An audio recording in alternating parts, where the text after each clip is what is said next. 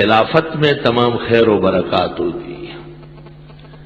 ابو بکر صدیق کی خلافت، حضرت عمر کی خلافت، حضرت عثمان کی خلافت، حضرت علی کی خلافت، حضرت حسن مجتبی کے 6 مہینے خلافت، یہ 30 سال پورے ہو جائیں گے۔ جناب رسول اللہ صلی اللہ علیہ وسلم نے فرمایا ہے الخلافت بعدی 30 سنتن، خلافت محضہ جو نبوت کے شائع نشان ہو وہ 30 سال تک رہے گی۔ ثم یکون ملکن عدودا، پھر دست و بازو کی سلطنت ہوگی۔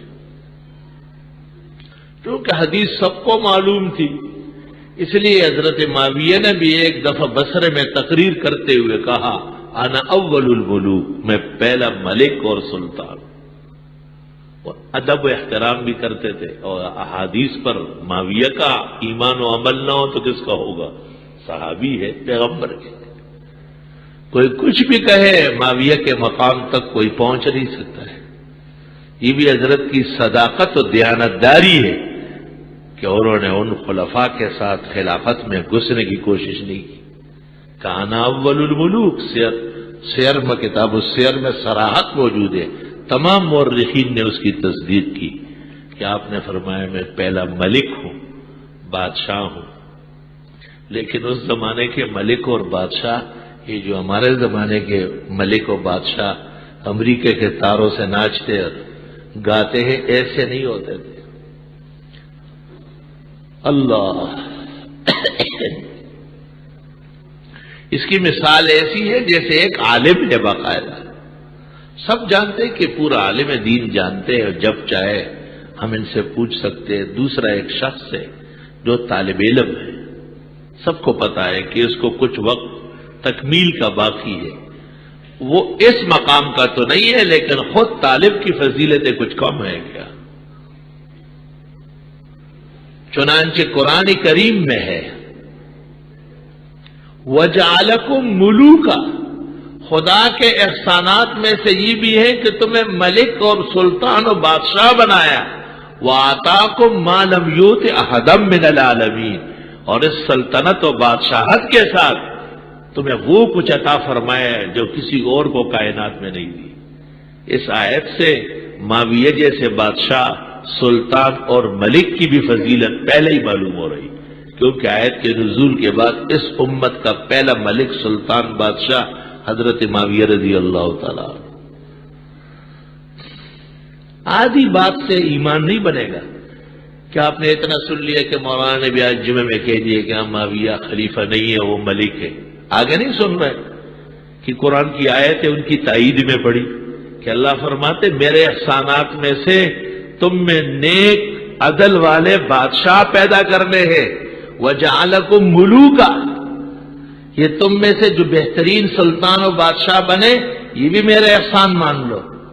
وَآتَاكُمْ مَا لَمْ يُؤْتِ أَحَدًا مِّنَ الْعَالَمِينَ، وہ نعمتیں اور خوشیاں تمہیں عطا کی کہ کائنات کی کسی اور فرد کو نہیں ملی۔ آیت سے اسلامی سلطنت، اسلامی ملوکیت، اسلامی بادشاہت کی فضیلت معلوم ہوتی ہے، البتہ اس کا درجہ خلافت کے بعد ہے۔ درجات بعضها فوق بعض، اللہ قرآن میں فرماتے درجے تو ہیں، بعض کے اونچے ہیں بہت زیادہ۔ تلک الرسل فضلنا بعضهم على بعض، پیغمبروں میں بھی درجات ہیں، سب سے اعلیٰ مرسل ہے، پھر رسول ہے، پھر انبیاء ہے، اور سب سے اعلیٰ و اولا ہمارا نبی جناب نبی کریم صلی اللہ علیہ وسلم کا مقام اور مرتبہ سب سے نرالا ہے صلی اللہ علیہ وسلم۔ حضرت معاویہ رضی اللہ تعالیٰ عنہ اسلامی عدل اور انصاف کے علم بردار ہیں۔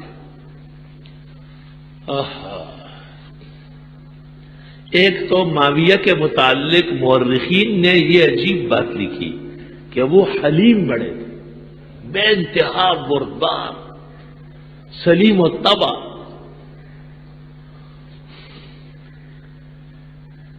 اور ابن عدی نے تاریخ میں لکھا ہے کہ جس زمانے میں حضرت علی رضی اللہ تعالیٰ عنہ اور معاویہ کے درمیان جنگ و جدال اور جنگ صفین تک نوبت پہنچ چکی تھی، اس وقت ایک شخص آیا اور اس نے معاویہ کو خوش کرنے کے لیے کہا کہ میں بہت مجبور تھا، آج فجر کی نماز میں نے حضرت علی کے پیچھے پڑھی۔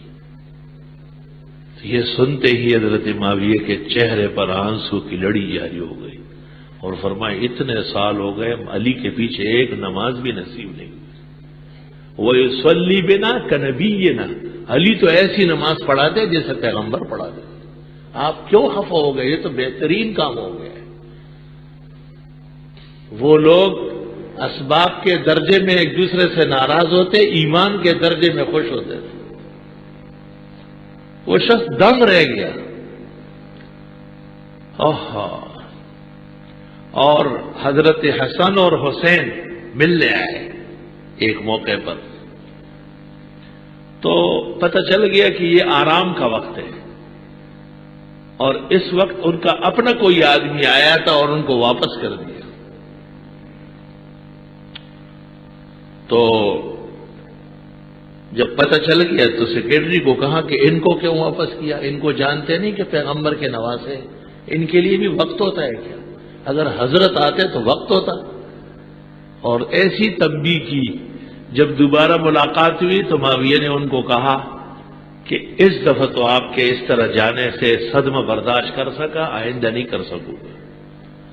جب میرے پاس آنے لگو تو کسی بواب اور دربان سے اجازت کی ضرورت نہیں ہوگی، سیدھے اندر آئے گے، اور اگر میں سو رہا ہوں تو یہاں سے پکڑ کے اٹھا لیں، کیونکہ میں تو آپ کے خاندان کا خادم ہوں۔ سیاسی اختلافات کی وجہ سے غلط بیانیاں کرنا اور یہود کو خوش کرنا شیطان کو یہ کذابین کی نشانی ہے۔ اللہ، خود معاویہ کتنے عادل تھے، ان کے انصاف کا حال دیکھیں۔ بادشاہ روم سے ان کا معاہدہ تھا اور عہد طے ہو گیا تھا کہ اتنے سال تک نہ آپ حملہ کریں گے اور نہ ہم کریں گے۔ جب معاہدہ پورا ہو جائے گا تو فیصلہ کریں گے کہ معاہدہ بڑھائے یا توڑے۔ یہ معاہدہ ہو گیا۔ معاہدے کے درمیان میں حضرت معاویہ اور ان کے لشکریوں نے محسوس کیا کہ بادشاہ روم اپنے عہد پر قائم نہیں ہے، لیکن صحابہ نے معاویہ کو کہا کہ کھل کر مخالفت نہیں کی ہے، قرآن مجید میں یہاں تک کہ وہ کھل کر مخالفت کریں، آپ اقدامات نہیں کریں گے۔ رک گئے۔ ٹھیک، جس وقت معاہدہ پورا ہوا تو معاویہ نے فوج کو آرڈر دے دی کہ بس اب تو وہ بھی آزاد ہے اور ہم بھی آزاد ہیں، اور حملہ کر دیا ان پر، اور روم شہر کے شہر فتح ہوتے گئے۔ اور مورخین لکھتے ہیں صرف 2 ساعات باقی تھے روم کے دارالخلافہ پکڑنے کے لیے۔ سخت گرمی کا موسم ہے، تپش پڑ رہی ہے، اور صحرائے معاویہ کی فوجیں چل رہی ہے، معاویہ آگے آگے قیادت کر رہے ہیں، اور ایک آواز دور سے آ رہی ہے، وفاء لا غدر فی الاسلام، عہد پورا کرنا ہوگا، خیانت کرنے کی اجازت نہیں ہے۔ حضرت معاویہ کو بعض لوگوں نے اطلاع دی کہ پیچھے سے ایک آواز آ رہی ہے، گھوڑا سوار آ رہا ہے۔ معاویہ نے کمانڈر چیف کو کہا کہ رک جا، لشکر روکو۔ چند لمحے گزرے، تیز رفتار گھوڑے پر ایک شخص آیا۔ جب گھوڑے سے اترا تو اس نے اپنا منہ کھولا،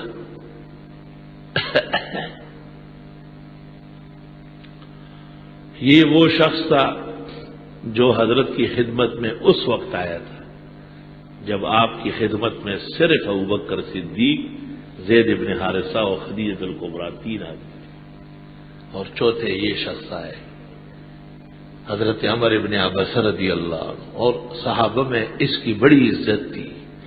توبہ توبہ، سبع سماوات سمجھتے تھے ان لوگوں کو جو شروع میں ایمان لائے۔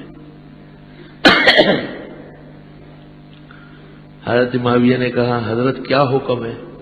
کہ یہ حملہ اپنے معاہدہ ختم ہونے کے بعد کر لیا، معاہد نامے میں یہ لکھا ہے کہ پہلے بیٹھیں گے کہ معاہدہ آگے چلے یا توڑ دے، اس کے خلاف کیوں کیا؟ خلاف کر کے جو فتح کرو گے وہ تو اسلام نہیں ہو۔ معاویہ نے حکم دے دیا کہ تمام فوجی واپس جائے اور اس ملک کے سرحدوں سے باہر نکلے۔ حاصل شدہ ملک، کتنی قربانیاں دی گئی، لیکن جب ان پر ثابت ہوا کہ معاہد کے خلاف دوران عہد تیاری کرنا بھی ناجائز ہے، یہ بھی غلط ہوا ہے، تو رکھا واپس۔ عدل و انصاف اس کو کہتے ہیں۔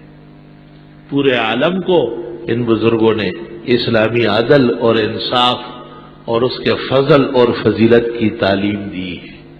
آج کربلائی اور ماتمی مختلف نشستوں میں کیا کیا حرز سرائیاں کرتے ہیں۔